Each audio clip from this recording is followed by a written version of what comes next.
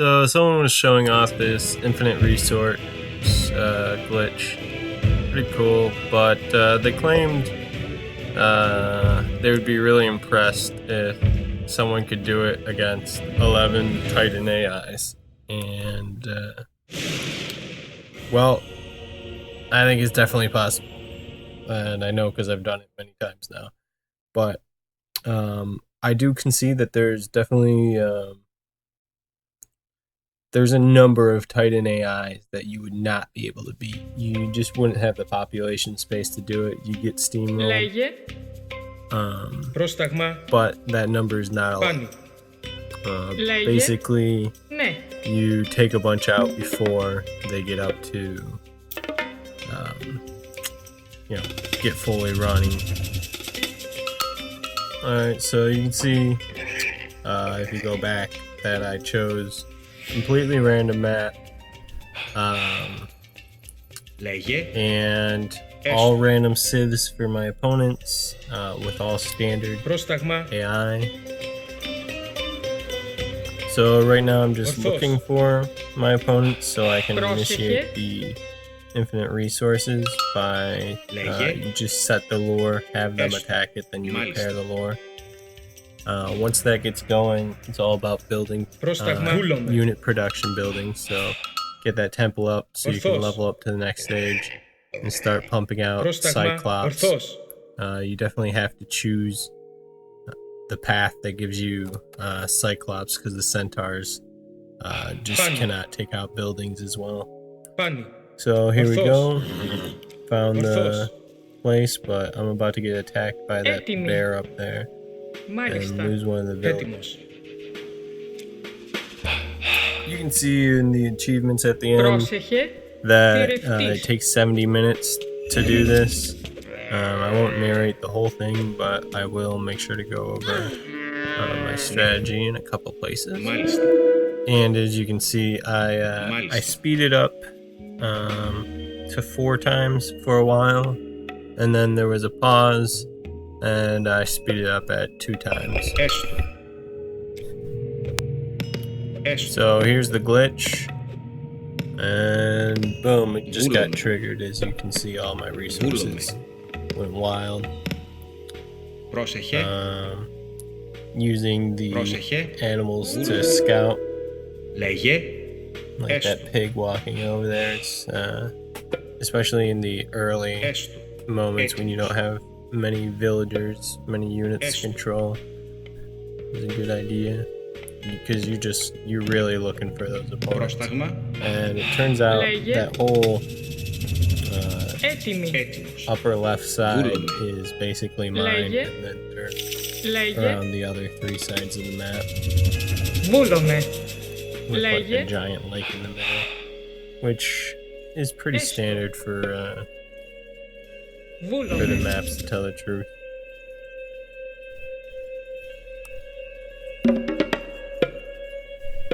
So here we go. Cancel the infinite villager production, and it's all about population space now, and pumping out units as fast as possible. So I'm going to need to take over as many of these settlements as I can. So getting these guys out of the way, they take a while to build, but only setting like 1 or 2 on them, as long as they're set to it, I'm good to go, you know. They'll eventually get it done so I can focus on other things.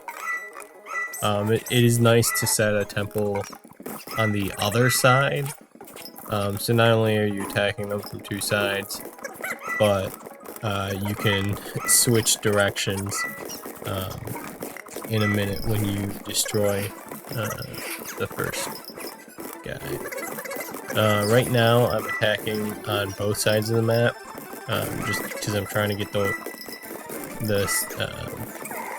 people that are closest to me, but eventually I'll switch to attacking on just one side of the map, because you'll basically want to create a huge ball of units to just keep on stampeding forward. But right now it's about getting those easy settlements in. And you'll see I let some settlements lapse and get destroyed, and just try and focus on moving forward in a circle around the circle. So the goal right now is to get up to 300 pop, and once you're at 300 pop, you gotta leverage it as best as possible. So you gotta keep on hitting that idle military, idle villager. Then you want to move production buildings forward, because you don't want your units to all be walking forward. You want them as close to the action as possible, so you're not wasting a bunch of population space walking over. So right now we're focused on getting as many surrenders as we can before they start launching Titans. Actually, at this particular moment, it's all about population and producing more villagers at the front so you can build more things at the front.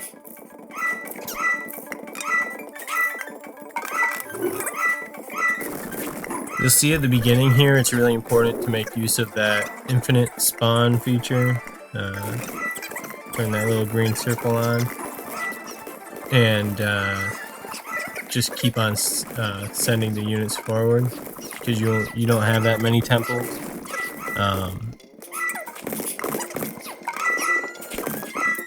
Or that many units control. But once later, when you've got 300 population and you've got 1,000,000 units and a bunch of buildings producing, that little green circle can run you into trouble, because you'll be spawning units way far away, and you have to go around turning them all off. And basically, you'll want to be switching to your new production buildings at the front. There's a really good case for building just stables everywhere, so you can create cavalry,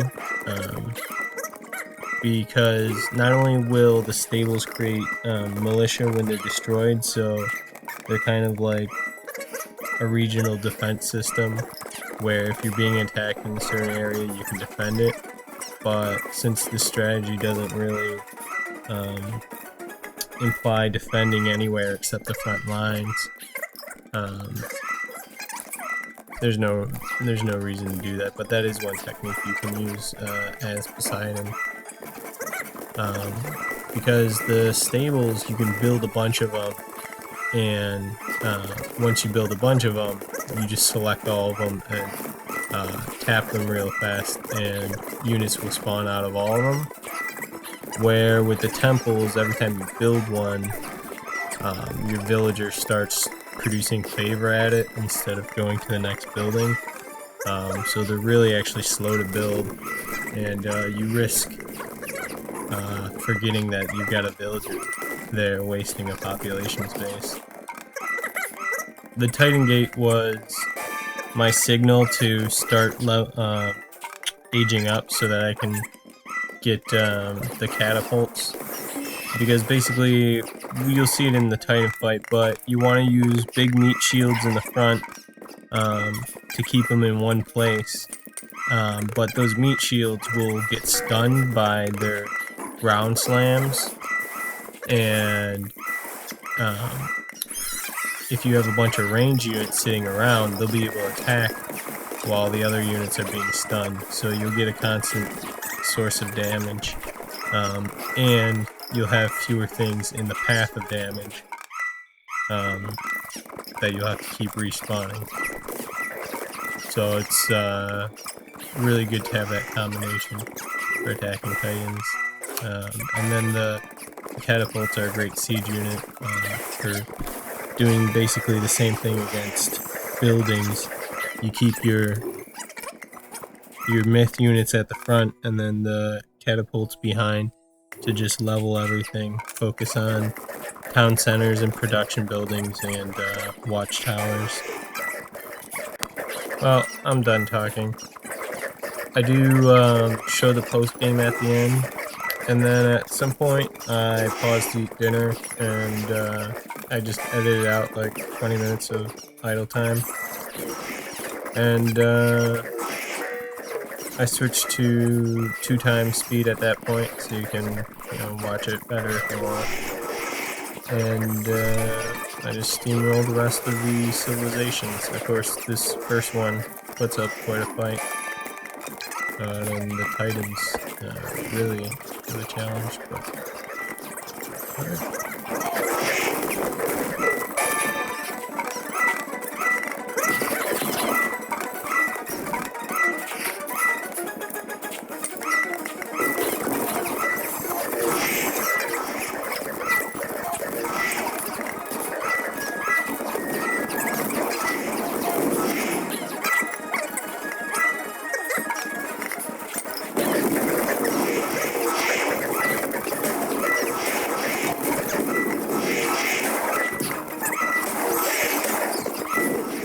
Okay, I feel like I can address the myth unit composition.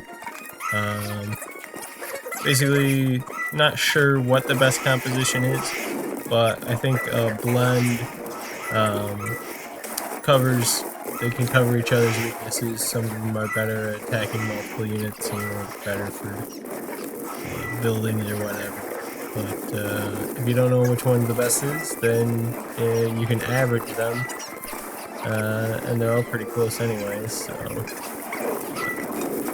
that's what I'm doing.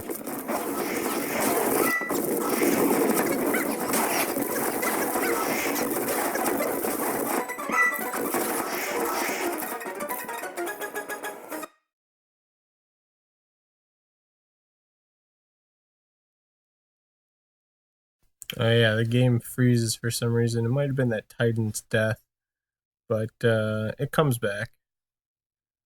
Oh, there it goes.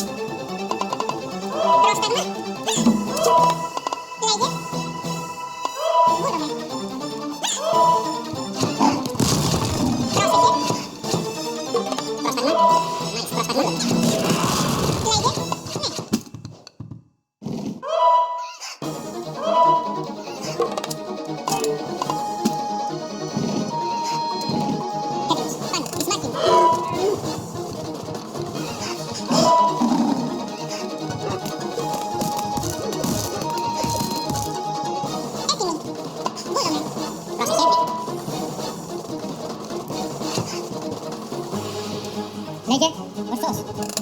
Prostagma, mais. Etimus. Prostagma, mais.